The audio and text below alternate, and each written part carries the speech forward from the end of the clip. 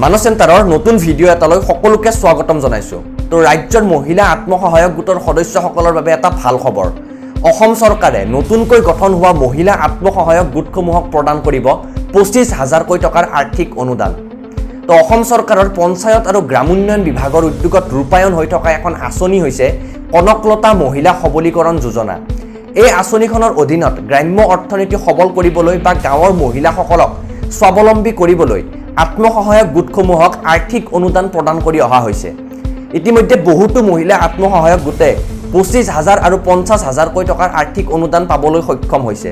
শেহতীয়াভাৱে এই আঁচনিখনৰ জৰিয়তে নতুনকৈ গঠন হোৱা যিসমূহ আত্মসহায়ক গোট আছে সেই গোটবোৰক 25,000 টকা প্ৰদান কৰাৰ সিদ্ধান্ত গ্ৰহণ কৰা হৈছে।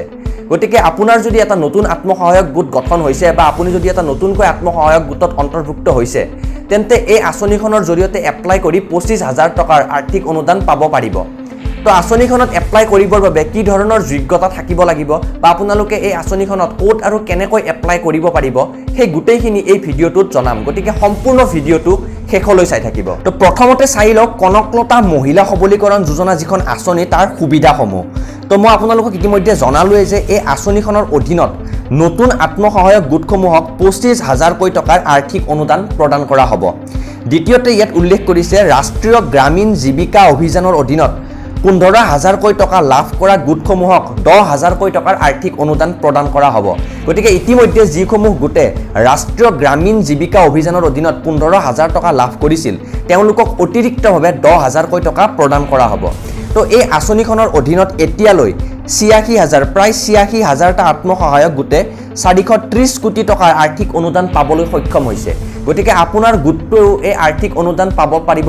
তো পাবৰ কাৰণে গোটটোৰ কি ধৰণৰ যোগ্যতা থাকিব লাগিব সেই যোগ্যতাখিনি মই এতিয়া আপোনালোকক দেখুৱাই ল'ব বিচাৰিছোঁ। এতিয়া চাওক যোগ্যতাৰ মাপকাঠি। তো এই আঁচনিখনৰ অধীনত 25,000 টকাৰ আৰ্থিক অনুদান পাবৰ বাবে ৰাষ্ট্ৰীয় গ্ৰামীণ জীৱিকা অভিযান আৰু ৰাজ্যিক জনসংখ্যা নীতিৰ নিৰ্দেশনাসমূহ আত্মসহায়ক গোটে পূৰণ কৰিব লাগিব। অৰ্থাৎ আপোনাৰ আত্মসহায়ক গোটটোৱে ৰাষ্ট্ৰীয় গ্ৰামীণ জীৱিকা অভিযানৰ যিসমূহ নিৰ্দেশনা আছে সেই নিৰ্দেশনাসমূহ পালন কৰিব লাগিব। লগতে গোটৰ সদস্যসকলে ৰাজ্যত নতুনকৈ প্ৰৱৰ্তন হোৱা যি ৰাজ্যিক জনসংখ্যা নীতি সেই নীতিসমূহো পালন কৰিব লাগিব। তেতিয়াহে আপোনালোকে এই আঁচনিখনত এপ্লাই কৰিলে আৰ্থিক অনুদানটো পাব।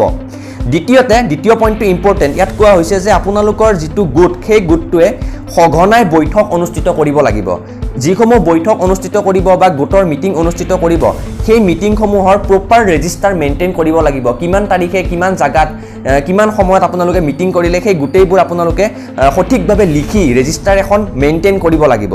দ্বিতীয়তে কোৱা হৈছে সঘনাই জমা সঘনাই আভ্যন্তৰীণ ঋণৰ লেনদেন। আপোনাৰ গোটটোৱে মানুহৰ মাজত ঋণৰ লেনদেন কৰা সদস্যসকলৰ মাজত ঋণৰ লেনদেন কৰা এই সকলোবোৰ যি হিচাপ সেয়া ভালকৈ ৰাখিব লাগিব। সময়োচিত দেনা আৰু আপডেট বুক কিপিং। তো আপোনালোকৰ যিখিনি গোটৰ কাম সেই গোটেইখিনিৰ বুক কিপিং অৰ্থাৎ ৰেজিষ্টাৰ মেইনটেইন কৰিব লাগিব। এই পঞ্চসূত্ৰ পূৰণ হ'লেহে নতুন আত্মসহায়ক গোটে 25,000 টকাৰ আৰ্থিক অনুদান লাভ কৰিব। তো এইখিনি বস্তু আপোনালোকে ভালকৈ লক্ষ্য কৰিব, তেতিয়াহে এই 25,000 টকাটো পাব পাৰিব। মানে এইটো ইম্পৰ্টেণ্ট যে আপোনালোকে যিটো গোটৰ ৰেজিষ্টাৰ বুক সেইখন খুব ভালকৈ মেইনটেইন কৰক, কাৰণ সেইখনৰ ওপৰতে এই 25,000 টকাটো পাব নে নাপাব সেইটো নিৰ্ভৰ কৰিব।